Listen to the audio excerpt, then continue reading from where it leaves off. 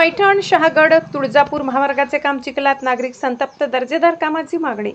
पैठण शहागड तुळजापूर या महत्त्वाच्या मार्गाचे काम सध्या सुरू असले तरी पावसामुळे संपूर्ण रस्ता चिखलमय झाला असून वाहन चालक व नागरिकांना मोठ्या गैरसोयीला सामोरे जावे लागत आहे.